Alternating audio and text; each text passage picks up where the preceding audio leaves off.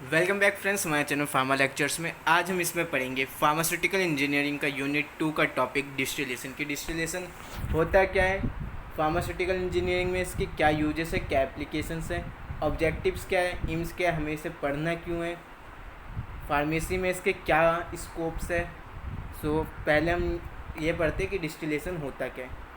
तो डिस्टिलेशन एक प्रोसेस होती है, एक प्रक्रिया होती है जिसमें जो कंस्टिट्यूएंट मिक्सचर्स होते हैं, मीन्स अगर आपके पास दो कंपाउंड्स है, ठीक है, दो सॉल्यूशन है, दो केमिकल्स है, उन दोनों का आपके पास मिक्सचर है, मतलब दोनों को मिला दिया गया है। तो डिस्टिलेशन के थ्रू आप पता कर सकते हैं कि दोनों कौन कौन से, मतलब आपके पास अगर एक ए सैंपल मान लीजिए और एक बी सैंपल मान लीजिए, दोनों को अगर हम मिला दें तो डिस्टिलेशन की हेल्प से हमें पता चल जाएगा कि ए वाला पार्टिकल्स कौन से और बी वाले पार्टिकल्स कौन से। एप्लीकेशंस क्या है इसकी फार्मास्यूटिकल इंजीनियरिंग में, वैसे ज़्यादा कुछ एप्लीकेशंस तो है नहीं, पर जो फार्मास्यूटिकल इंजीनियरिंग में इसके एप्लीकेशंस है, पहली एप्लीकेशंस है डिस्टिलेशन की, कि ये आपको डिस्टिल वाटर प्रोवाइड करता है। डिस्टिलेशन के कारण आप डिस्टिल वाटर पा सकते, आप डिस्टिल वाटर को आप पाते हैं, डिस्टिल वाटर पीते हैं, जैसे कि आपका आर ओ प्योरीफायर हो गया, वो भी डिस्टिलेशन ही करता है कि आपके जो वाटर्स में जितने भी आपके सैंड जो भी मिनरल्स वगैरह होते हैं, जो ये हार्मफुल मिनरल्स वगैरह होते हैं, उन सबको अलग करता है और आपको प्योरीफाइड फॉर्म में वो जो वाटर है डिस्टिल करके वो वाटर देता है। उसके बाद स्टीम डिस्टिलेशन का क्या यूज़ होता है। स्टीम डिस्टिलेशन जो आपके वेजिटेबल ऑयल्स होते हैं, उनमें से उन वेजिटेबल ड्रग्स जो होते हैं उनमें से आपके वोलेटाइल ऑयल्स जो होते हैं उनको निकालता है। जितने भी वेजिटेबल्स हो, जैसे क्लोव्स हो गए और आपके यूकैलिप्टस हो गया, उनमें से जो वोलेटाइल ऑयल होगा उनको निकालता है। एजोट्रोपिक डिस्टिलेशन एब्सोल्यूट अल्कोहल आपको ये प्रोवाइड करता है। एजोट्रोपिक डिस्टिलेशन से जो प्रोसेस आपकी सॉल्वेंट्स से जो क्रूड ड्रग्स होते हैं उनमें से आपको जो सॉल्वेंट्स वापस मिलते हैं, मीन्स आपने कोई आपने कंपाउंड बनाया ड्रग्स से, तो उसमें जो क्रूड ड्रग्स होते हैं उनमें से आपके जो सॉल्वेंट्स होते हैं उसको आपको दोबारा जो ये डिस्टिलेशन के थ्रू आपको दोबारा से जो सॉल्यूशंस होते हैं वो आपको मिल जाते हैं। उसके बाद ये जो ऑर्गेनिक सॉल्वेंट्स होते हैं उनको प्यूरिफाई करते हैं। पेट्रोलियम इंडस्ट्री में जो आपके क्रूड ऑयल्स होते हैं, जो आपके ज़मीन से निकले हुए जो ऑयल्स होते हैं, जैसे पेट्रोल हो गया, डीजल हो गया, इन सब को वो अलग अलग करते हैं, उनको सेपरेट करते हैं। मॉलिक्यूलर डिस्टिलेशन मेथड होता है जो कि प्योरीफाई करता है ऑर्गेनिक कंपाउंड्स को। उसका डिस्टिलेशन मेथड होता है जो कि आपके जो एस्टिमेट अल्कोहल कंटेंट होता है किसी डोसेज फॉर्म में, उसको अलग करता है। मीन्स जैसे एलिक्सर में कितना अल्कोहल है, तो उसको डिस्टिलेशन के थ्रू हम पता लगा सकते हैं कि हाँ इतना परसेंट आपका अल्कोहल इसमें मिला हुआ था, उसको उतने परसेंट अल्कोहल को वो उस एलिक्सर जो सिरप होते हैं उनमें से निकालते हैं। क्लासिफिकेशन क्या होती है डिस्टिलेशन मेथड की, तो जो डिस्टिलेशन मेथड की सिक्स टाइप्स के डिस्टिलेशन मेथड होते हैं। पहला होता है आपका सिंपल डिस्टिलेशन, उसके बाद आता है आपका flash distillation, fractional distillation, distillation under reduce pressure, steam distillation and molecular distillation. तो हम सबसे पहले पढ़ते हैं कि सिंपल डिस्टिलेशन क्या होता है। तो सिंपल डिस्टिलेशन प्रोसेस जो होता है उसमें आपके जो वेपर्स है वो आपके रिमूव कर दिए जाते हैं एक सिस्टम से दूसरे सिस्टम में, उसके बाद वो कंडेंस हो जाते हैं। मीन्स अगर आपको मैं एक डायग्राम के थ्रूली समझाऊँ, अगर एक रफली डायग्राम समझाऊँ, तो अगर आपका ये एक फ्लास्क हो गया, इसमें आपके दो कंपाउंड मिले ए प्लस बी, ठीक है। तो इसको जब हम हीट करेंगे तो इसमें से आपके जो, और यहाँ पे ये आपका कंडेंसर हो गया, ये आपका रिसीवर हो गया, यहाँ पे ये टेम्परेचर हो गया, ठीक, ये थर्मामीटर हो गया। तो जब आपका ये हीट करेगा, जो बंसन बर्नर या जिससे भी आप फ्लेम देंगे उस फ्लास्क पे, जो वाटर बाथ पे, तो जब आप उसको वो देंगे तो वो वार्म अप करेगा। हीट करने के कारण वो आपके जो वेपर्स फॉर्म होने लगेंगे, क्योंकि आपके ऊपर से वो लीड से ढकी होगी और उसमें एक लॉक जो उसका कॉर्क होगा, उस कॉर्क में से आपके ये थर्मामीटर को इंसर्ट किया गया होगा, कि जिससे वो आपका जो टेम्परेचर है उस फ्लास्क में, जो टेम्परेचर आपका जो ये फॉर्म अप हो रहा है, बिल्डअप हो रहा है ये हीट प्रोवाइड करने के बाद, तो वो उसको मेज़र कर सके कि हाँ आपका जो फ्लास्क में टेम्परेचर वो आपका इतना हो गया है। उसके बाद जो आपके वेपर्स है वो आपके ऊपर जाएंगे। वेपर्स जैसे ही आपके ऊपर जाने लगेंगे तो जो कंडेंसर है उस कंडेंसर से वो आप जो कंडेंसर होगा वो आपके उन वेपर्स को कलेक्ट करने लगेगा, और कलेक्ट करने के बाद वो उसको कंडेंस कर देगा। कंडेंस करने के बाद वो आपके फिर लिक्विड फॉर्म में वापस से आने लग जाएंगे, और उसके बाद जो रिसीवर होगा वहाँ पे फिर वो जो है वो दोबारा से लिक्विड फॉर्म में आ जाएंगे। सिंपल डिस्टिलेशन में जो आपका एक कंपाउंड ए है उसमें जो भी जितने भी आपके इनऑर्गेनिक्स ये जो भी आपके इनऑर्गेनिक सॉल्वेंट्स हो गए या जो मिनरल्स वो मिनरल्स हो गए जो आपके लिए नुकसानदायक होते हैं उनको वो अलग कर देगा। उसके बाद इसलिए जो इसमें इक्वेशन यूज़ की गई थी रेलेक इक्वेशन जो इसमें सबसे हेल्पफुल होती है इसके एनालिसिस में, वो आपका होता है L1/L2 ब्रैकेट में equal to integration of 1/y-x dx, जिसकी लिमिट होती है आपकी x2 से x1। तो यहाँ पे जो L1 L2 है वो आपका टोटल नंबर ऑफ मोल्स होते हैं लिक्विड में डिस्टिलेशन से पहले और डिस्टिलेशन के बाद की। उसके बाद जो x1 x2 होते हैं वो आपके मोल फ्रैक्शंस होते हैं। उसके बाद जो x और y होते हैं, जब x और y आपके ऑब्टेन हो जाते हैं तो फिर वहाँ पे ग्राफ ड्रॉ होता है। ग्राफ ड्रॉ में एक साइड पे x एक्सिस होते हैं, एक साइड में y एक्सिस होते हैं। उसके बाद जो आपकी इंटीग्रेटेड वैल्यू होती है, जो आपने जो इंटीग्रेशन सॉल्व की थी x2 की, जिसकी लिमिट x2 माइनस x2 से x1 थी, उसको जब आप सॉल्व कर लेते तो वहाँ पे फिर आप उसके अकॉर्डिंग कर्व जो वो ड्रॉ कर सकते हैं। डिस्टिलेशन जो सिंपल डिस्टिलेशन होते हैं उसके एपरेटस में क्या क्या होता है, उसके एपरेटस में ज़्यादा कुछ होता नहीं है। उसके एपरेटस में आपके पास एक फ्लास्क होगा, डिस्टिलेशन फ्लास्क होगा, जिसमें जो आपके सॉल्यूशन है जो सॉल्यूशन होगा वो आपका होगा। उसके बाद उसको बॉयल किया जाएगा। नीचे आपके बॉयल करने के लिए उसको हीट अप करने के लिए आप बंसन बर्नर या जो आपके पास ये जिससे आप हीट प्रोवाइड कर सको वो आपके पास वैसा कुछ होना चाहिए, वैसे तो बंसन बर्नर होता है। उसके बाद कंडेंसर होगा जो कि वेपर्स को कंडेंस करेगा, कलेक्ट करेगा, कंडेंस करने लगेगा। उसके बाद जो वाटर वो आपका सर्कुलेट होता है जैकेट ऑफ कंडेंसर से, मींस जो आपका कंडेंसर है उसके चारों तरफ जैकेट्स लगे होते हैं, जिससे जो आपके वाटर से वो मींस पहले आपका हुआ कि अगर ये आपका कंडेंसर है, ठीक है, तो जो पहले कंडेंस होगा वो पहले नीचे रिसीवर में जाएगा, जो बाद में होगा और जब ऊपर से आ रहे होंगे तो वो उसके वाटर को वैसे ही सर्कुलेट हो करता रहेगा, ठीक है। उसके बाद कंडेंसर के साथ एक रिसीवर अटैच होता है जो कि एडेप्टर के थ्रू बाय एडेप्टर्स होता है। रिसीवर जो है वो आपके लिक्विड को कलेक्ट करता है। थर्मामीटर उसमें डाला गया होता है कॉर्क के थ्रू फ्लास्क में। उसके बाद ये जो पूरी यूनिट है ये आपकी ग्लास से बनी होती ग्लास की होती है। उसके बाद जो ये लिक्विड है ये आपका फिल होता है फ्लास्क में, एक हाफ या 2/3 उस फ्लास्क के। उसके बाद जब हम आप इसको हीट करेंगे तो ब्लम्पिंग के चांस होंगे। ब्लम्पिंग मीन्स आपको जो वाटर बॉयल में जो आपके बल्स टाइप्स होने लगते हैं वैसे चांस होंगे, तो उसको अगर आपको रोकना है तो वहाँ पे आप चाहे तो पोर्सलिन पीस या प्यूमिस स्टोन जो है डिस्टिलेशन से पहले आप इंसर्ट कर सकते हैं।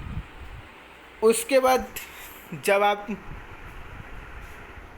लेबोरेटरी स्केल में जो वाटर बास होता है वो मेंटेन होता है एक टेम्परेचर पे जो कि 100 डिग्री सेल्सियस होता है, और बॉइलिंग पॉइंट जो होता है वो आपका 80 डिग्री सेल्सियस होता है।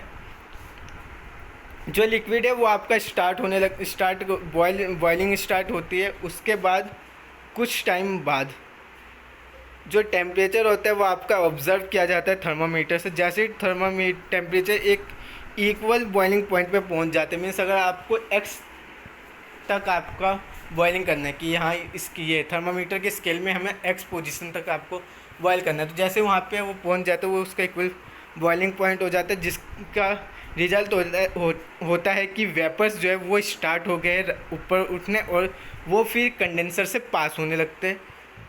जो यहाँ पे वेपर कंसिडर किया गया कंडेंसर में और लिक्विड में वो आपका कलेक्ट होता है रिसीवर फ्लास्क में, और ये प्रोसेस ऐसे ही कंटिन्यूड रहती है।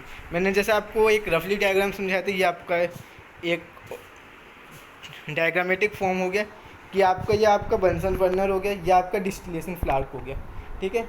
यहाँ से एक गैप जा, यहाँ से ट्यूब लग रही होती है कंडेंसर की, एक आपके कंडेंसर हो गए। उसके बाद यहाँ पे थर्मामीटर हो गया, और ये आपका रिसीवर हो गया जहाँ पे जो डिस्टिल्ड वाटर, जो डिस्टिल सॉल्यूशन है वो आपके कलेक्ट हो गए।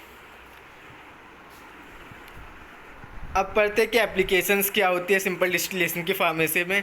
तो जो एप्लीकेशंस होती है सिंपल डिस्टिलेशन की फार्मेसी में वो ये होती है कि सबसे सिंपल डिस्टिलेशन का जो एप्लीकेशन होता है, यूज़ होता है, वो यही होता है कि जो वाटर होते हैं उसको वो डिस्टिल करता है, ठीक है। उसके बाद ये जो प्रोसेस है ये वोलेटाइल ऑयल्स और एरोमेटिक वाटर्स जो होते हैं उनको प्रिपेयर करता है, जैसे कि स्प्लिट ऑफ नाइट्रस हो गया, ईथर हो गया, ammonia split of ammonia, aromatic split of ammonia हो गया।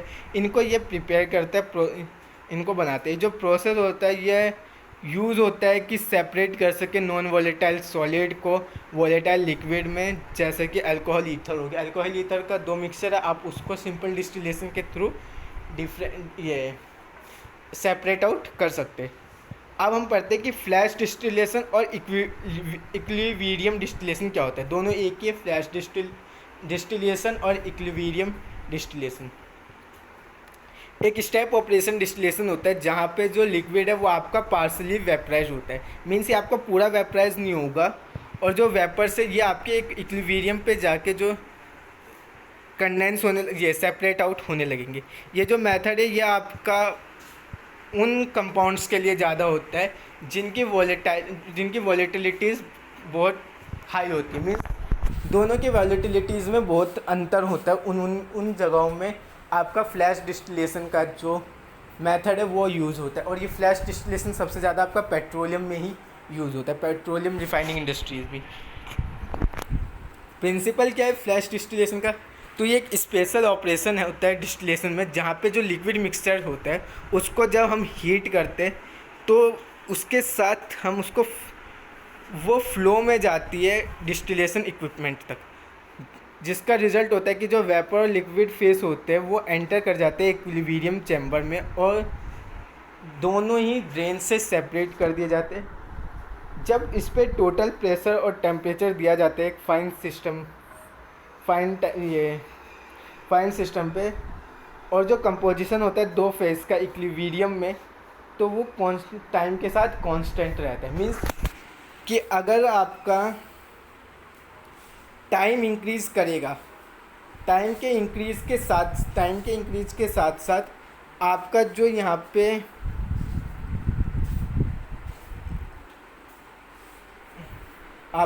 पे जो डिस्टिलेशन होगा वो टाइम के अकॉर्डिंग आपका स्टेबल हो जाएगा। एपरेटस क्या क्या होता है फ्लैश डिस्टिलेशन में? तो जो एपरेटस फ्लैश डिस्टिलेशन में होते हैं वो आपका एपरेटस कंसिस्ट करते हैं एक पंप को, जो कि फोर्स अप्लाई करता है फीड को अंदर भेजने के लिए, जो आपके कंपाउंड्स है उसको अंदर भेजने के लिए। उसके बाद एक हीटिंग चैम्बर होता है जहाँ पे वो हीट होता है, हीटिंग चैम्बर में आपका फीड जाता है। जब फीड जो है वो आपका हीट कर जाता है तो वो पाइप के दूसरे साइड में जाता है, जो कि अटैच होता है एक वेपर सेपरेटर से, जो कि प्रेशर की वैल्यू को रिड्यूस करता है। जैसे ही प्रेशर की वैल्यू रिड्यूस होने लगती है तो जो लिक्विड है वो फ्लैश हो जाता है, वो हॉट लिक्विड फ्लैश होने लगता है, गर्म होने लगता है। उसके बाद वेपराइजेशन जो है वो आपका कूल हो जाता है, मीन्स जो आपका पहले जो आपने फैट डाला था वो आपका जब जैसे ही ये प्रेशर रिड्यूस प्रेशर पे जाता है तो वो उसके बाद वहाँ पे जो आपका वेपराइजेशन है वो कूल हो जाता है। जो इंडिविजुअल वेपर फेस होता है, मॉलिक्यूल्स होते हैं हाई बॉइलिंग फ्रैक्शंस के, वो कंडेंस कर दिए जाते हैं, और जो लो बॉइलिंग फ्रैक्शन होता है वो वैसा ही रहता है वेपर में।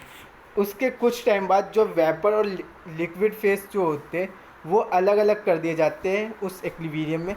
एपरेटस जो होता है वो प्रोविज़न होता है उस वेपर आउटलेट का टॉप पे, और उसके बॉटम आउटलेट पे भी वेपर्स जो है वो रहते हैं। जब लिक्विड कलेक्ट होता है आपके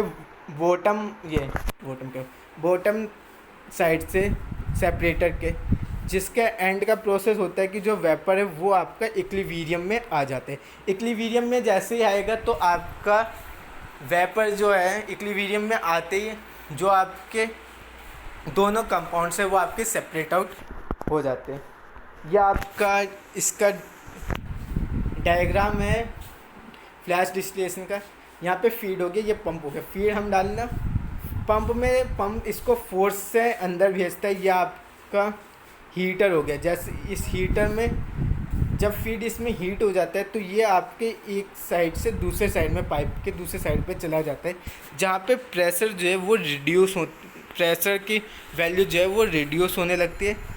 यहाँ पे आते ये आपका वेपर सेपरेटर जो होता है वो आपको इसको कूल करने लगता है। उसके बाद जो वेपर है वो कंडेंसर पे जाता है। कंडेंसर पे जाने के बाद वो वहाँ पे आपका स्टोर होने लगता है, कंडेंस होने लगता है, और दूसरी साइड आपका जाके उसको इक्विलिब्रियम पे जैसे दोनों साइड में इक्विलिब्रियम मेंटेन हो जाती है तो आपके जो सब्सटेंस जो सॉल्यूशन है आपका वो सेपरेट आउट हो जाता है।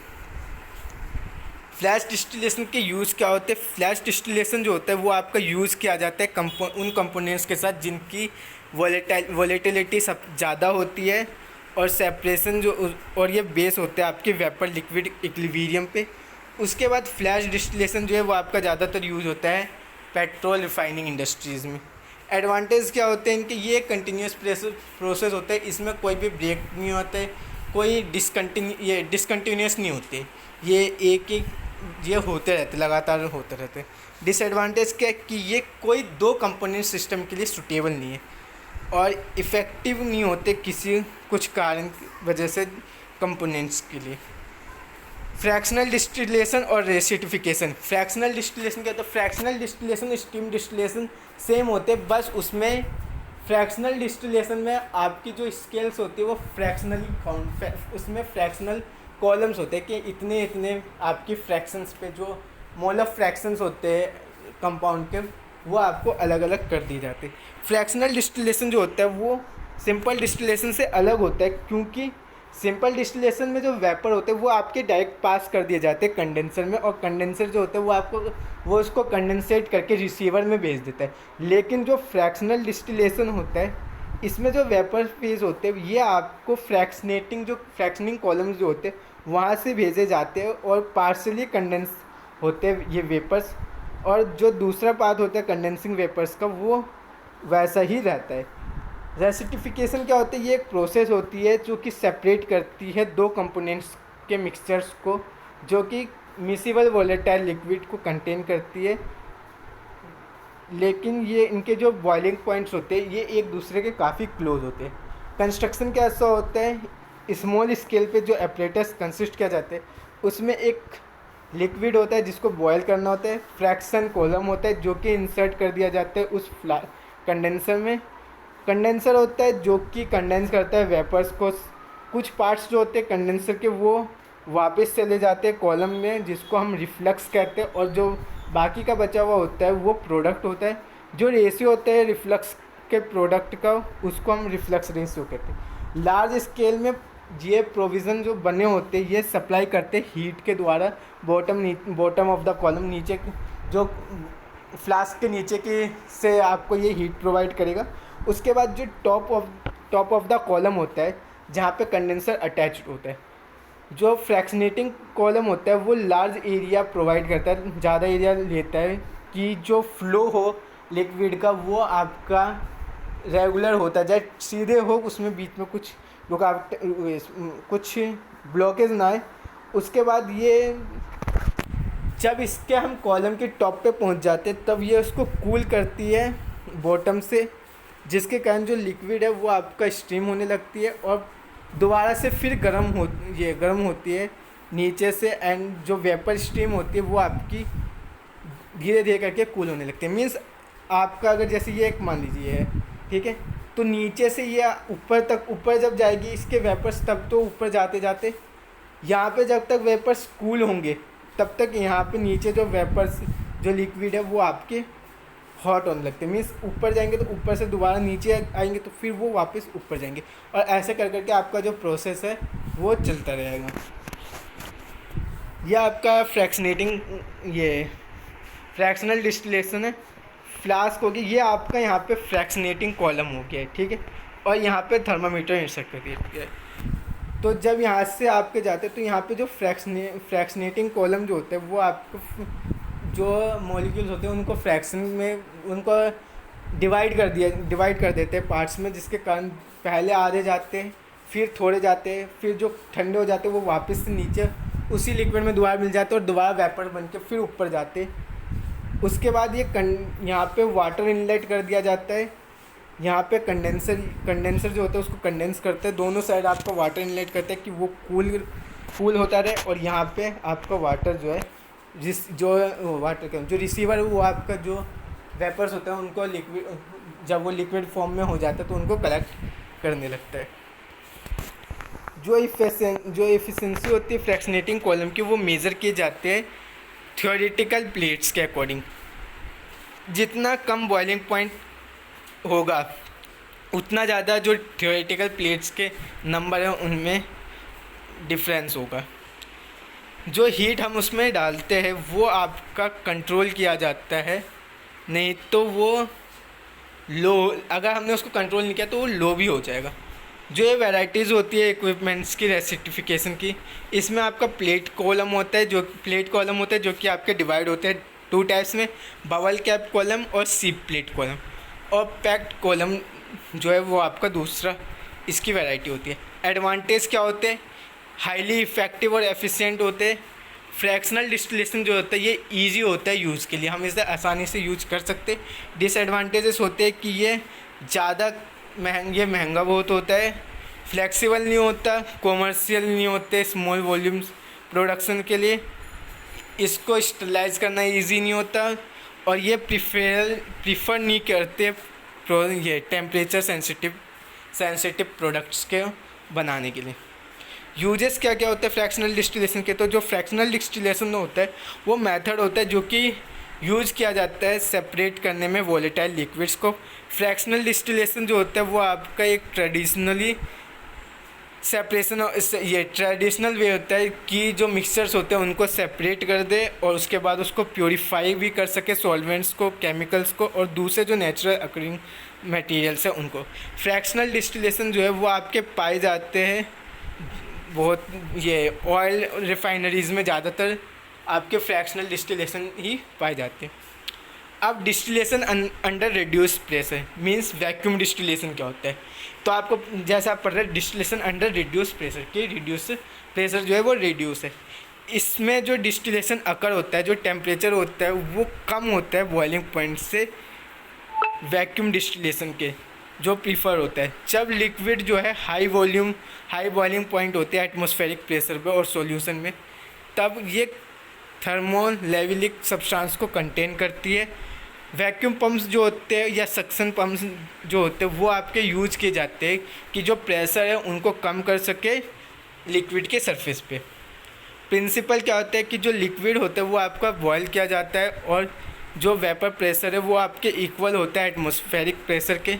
लिक्विड जो होता है वो आपका डिकम्पोज कर दिया जाता है उनके बॉइलिंग पॉइंट से एटमॉस्फेरिक के, और इसको डिस्टिल कर दिया जाता है एक लोअर टेम्परेचर पे जाके। इसको हम फिर डिस्टिल कर देते हैं और जो उसका बॉइलिंग पॉइंट होता है प्रेशर का उसको भी हम रिड्यूस कर देते हैं सरफेस के लिक्विड के सरफेस के according. Boiling under reduce pressure जो होता है वो आपका इंक्रीज़ करता है रेट ऑफ जो ये आपका बॉइलिंग अंडर रिड्यूस प्रेशर, ये आपका जो रेट ऑफ डिस्टिलेशन प्रोसेस होता है इसको इंक्रीज़ कर देता है। इसका कंस्ट्रक्शन और वर्किंग क्या है? यहाँ पे आपका फ्लास्क है, पिंच कॉक से आपको वो डाल दिया है। जब हम इसको हीट करते हैं वाटर बाट को तो जो यह आपका यहाँ से वेपर्स बनता है क्लेसन फ्लास्क में जाता है और यहाँ पे रिसीवर में आपका कलेक्ट हो जाता है। यह आपका वैक्यूम पंप है। ये वैक्यूम पंप जो है ये आपके जो सरफेस जो होती है लिक्विड की सरफेस को रिड्यूस कर देती है। Distillation under reduce pressure lab test में जो लिक्विड होते हैं वो डिस्टिल करने के लिए उनको फ्लास्क में रखा जाता है 1/2 और 2/3 ऑफ इस वॉल्यूम के। उसके बाद पोर्सिलिन पीस को इसमें ऐड किया जाता है कि बम्पिंग ना हो। जब उसके बाद क्लैसन फ्लास्क को भी लगाया जाता है कैपिलरी ट्यूब के थ्रू। एक थर्मामीटर जो है वो आपका इंसर्ट कर दिया जाता है फ्लास्क में। वाटर बाथ जो होता है उसको हीटिंग मीडियम पे रखा जाता है और रिक्वायर होती है एक वैक्यूम की जो कि अप्लाई कर सके उस पर और जो कि हीट को ग्रेजुअली अप कर सके, मतलब हीट ज़्यादा कर सके। जैसे ही आपका टेम्परेचर बढ़ने लगेगा आपके वेपर्स कन्वर्ट होने लगेंगे वैक्यूम के कारण। जो ग्लास फ्लास्क है वो आपका अटैच होता है रिसीवर से कंडेंसर के थ्रू।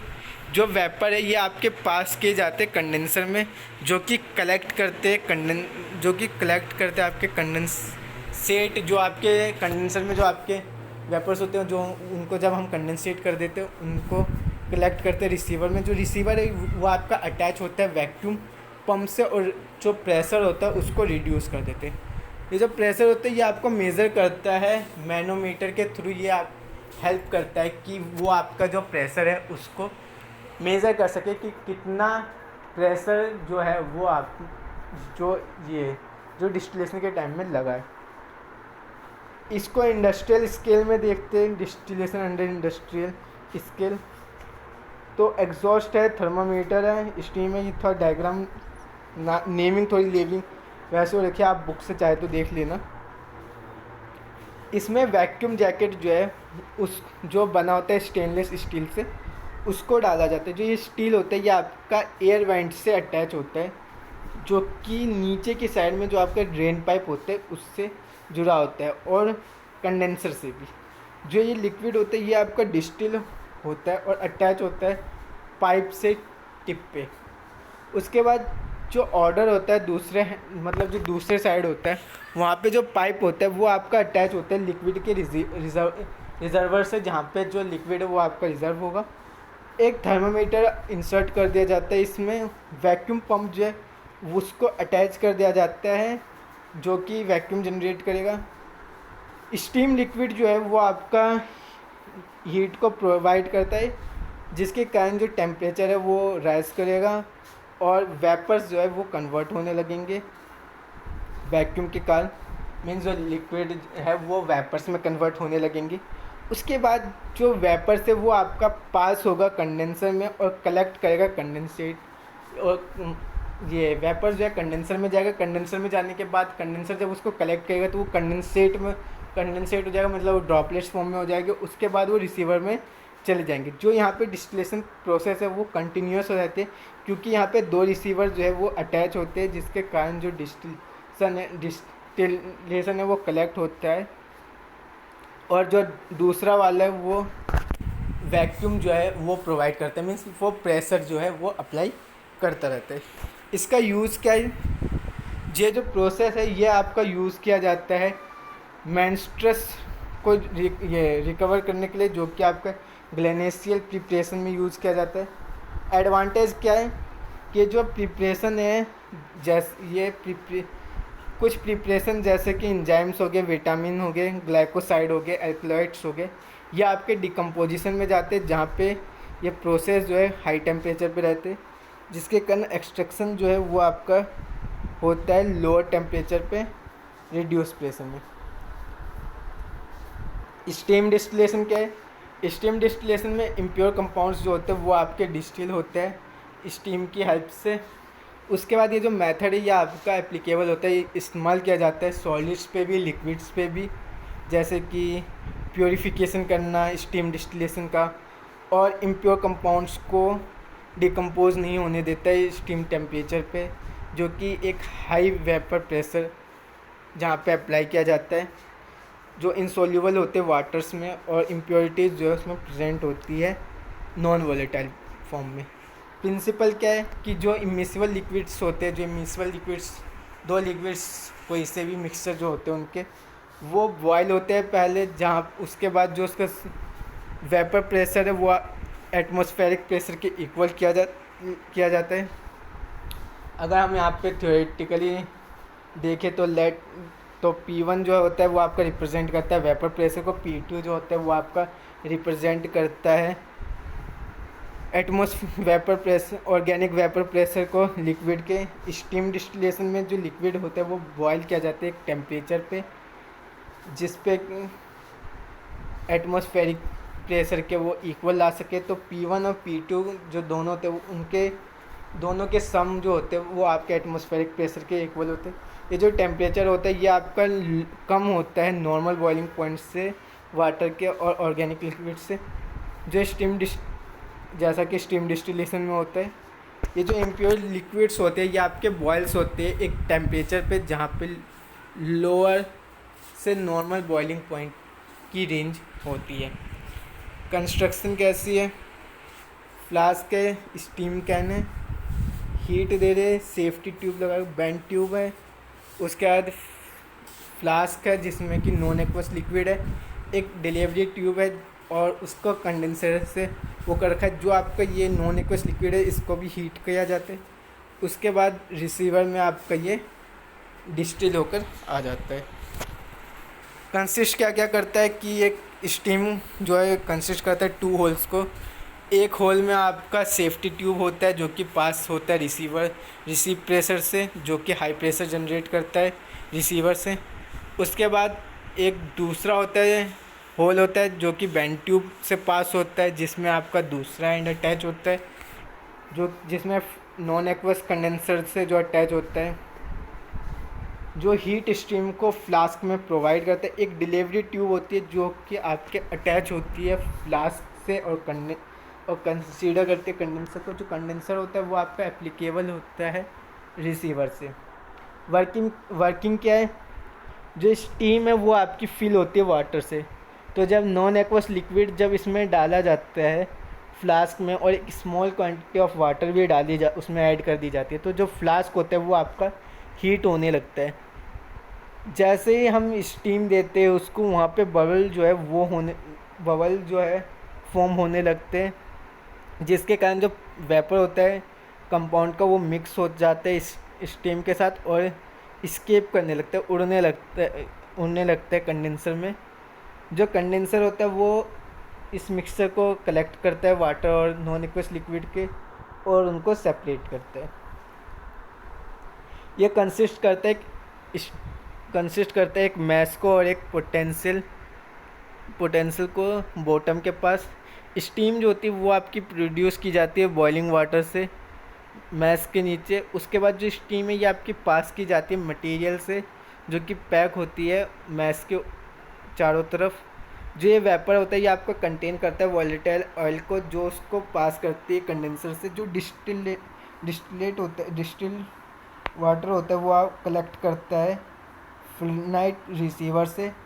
फ्लोरनाइट रिसीवर जो होता है वो आपका सेपरेट करते हैं ऑयल को और वाटर को उनकी डेंसिटीज़ के अकॉर्डिंग। उसके बाद जो एक्वस फेस होता है वो आपका रिसाइकल करती है दोबारा से और अवॉइड करती है कि कितना वॉलेटाइल ऑयल जो है वो लॉस हुआ है वाटर में। फ्लोरनाइट रिसीवर जो है वो आपके 2 टाइप के होते हैं, एक जो सेपरेट करते हैं हैवियर ऑयल को वाटर से, दूसरा जो आपको सेपरेट करते हैं लाइटर ऑयल को वाटर में से।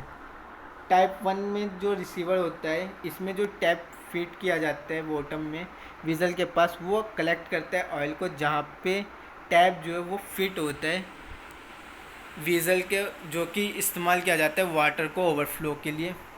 टाइप 2 में जो रिसीवर होता है वो आपका सेपरेट करता है ऑयल को वाटर से उनके डेंसिटीज़ के अकॉर्डिंग। जो एक्वस फेस होता है वो आपका रिसाइकल किया जाता है। ये जो टैप फिटेड होता है टॉप पे वो आउटलेट होता है फ्लो ऑफ ऑयल के। यूज़ किया स्टीम डिस्टिलेशन जो है आपका यूज़ किया जाता है सेपरेशन अलग करने में इमिसिबल लिक्विड्स को। जो मेथड होता है एक्सट्रैक्शन का उनके वॉलेटाइल ऑयल को, जैसे कि आपका क्लोव हो गया, यूकलिप्टस हो गया, ये प्रोसेस जो है आपका इस्तेमाल किया जाता है कुछ एरोमेटिक वाटर्स के लिए। एडवांटेज क्या क्या होते हैं? स्टीम डिस्टिलेशन जो होता है ये आपका एक्सट्रैक्ट करता है, ये अलग अलग करता है, सेपरेट करता है फैट्स को, ऑयल्स को और वैक्सेस को। जो ये प्रोसेस होता है ये वर्क करता है कुछ सब्सटेंसेस पे जो कि मिक्स नहीं होते वाटर के साथ, जिसको हम इमिसिबल सब्सटेंस कहते हैं। स्टीम डिस्टिलेशन जो होता है वो आपका यूज़ किया जाता है ऑयल एक्सट्रैक्शन के लिए भी, और यूज़ किया जाता है फ्रेगनेंस वगैरह के लिए और ऑयल इंडस्ट्री के लिए।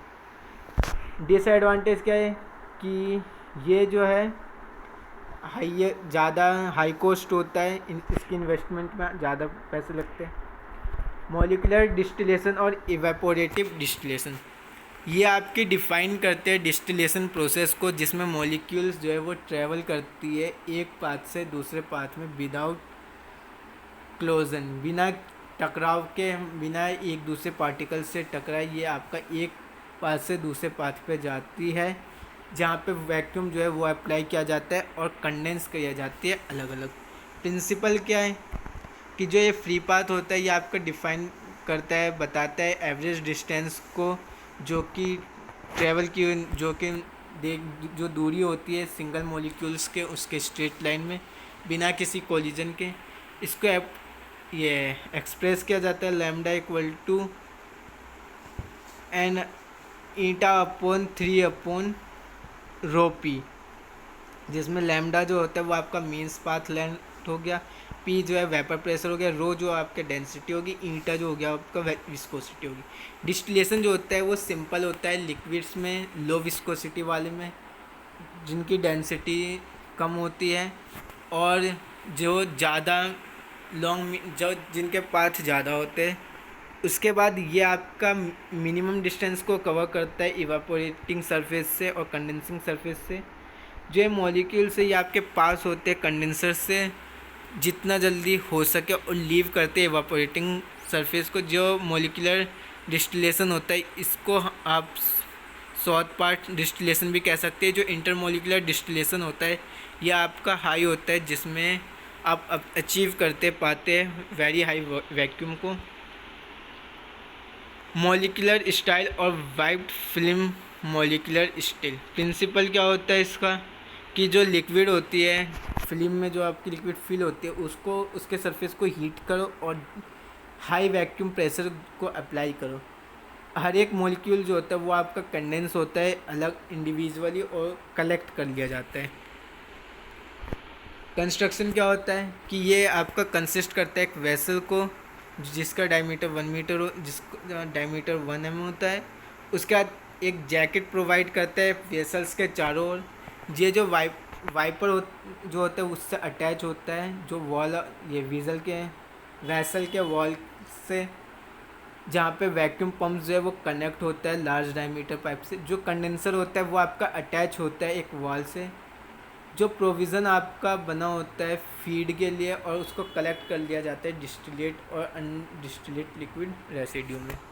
वर्किंग क्या होती है कि जो वेसल वाल्स होते हैं वो आपके हीट कर लिए जाते हैं सुटेबली हीटिंग जैकेट से। उसके बाद जो फीड फ्लो होते हैं डाउन द वॉल्स होते हैं और ये फैल जाते हैं पूरे फिल्म में, फैलाए जाते हैं बाई पोली टेट्रोफ्लोरो इथाइलिन वाइपर्स से, जो कि इसको 3 मीटर पर सेकंड के स्पीड से पूरे फिल्म की वेलोसिटी में फैला दिया जाता है, जो इसकी वेलोसिटी होती है 1.5 मीटर पर सेकंड।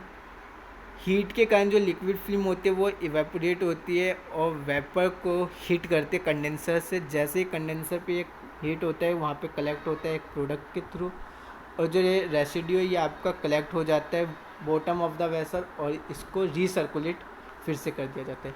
यहाँ पे आपका सेंट्रीफ्यूगल मॉलिक्यूलर स्टील भी होता है, वैक्यूम पंप हो गया, कंडेंसर हो गया, हीटर हो गया, बकेट हो गया, फीड हो गया, यहाँ से आपका सब्सटेंस भेजे जाती है, ये प्रोडक्ट हो गया, और ये रेसिड्यू हो गया जो बचा हुआ होता है, जो वेस्ट प्रोडक्ट होता है।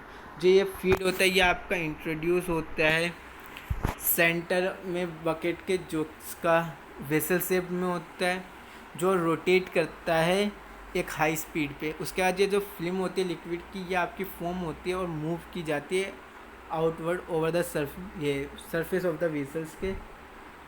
ये जो वीजल है आपकी ये हीट की जाती है रेडिएंट हीटर से। कंडेंसर और कलेक्शन डिवाइस जो होता है वो लोकेटेड होता है ये inner surface of the rotor के, जो इनर सरफेस होता है उसके पास में, जिसके कारण जो कंडेंसेट होता है वो जो कंडेंसर होता है वो कंडेंसेट करके उसको कलेक्ट करता है दूसरे वेसल में और रिड्यूस कर देता है कलेक्शन को वेसल्स के बॉटम में, जहाँ पे ये रिसर्कुलेट होता है फीड पाइप के थ्रू फर्दर डिस्टिलेशन के लिए। यूज़ क्या क्या होते हैं?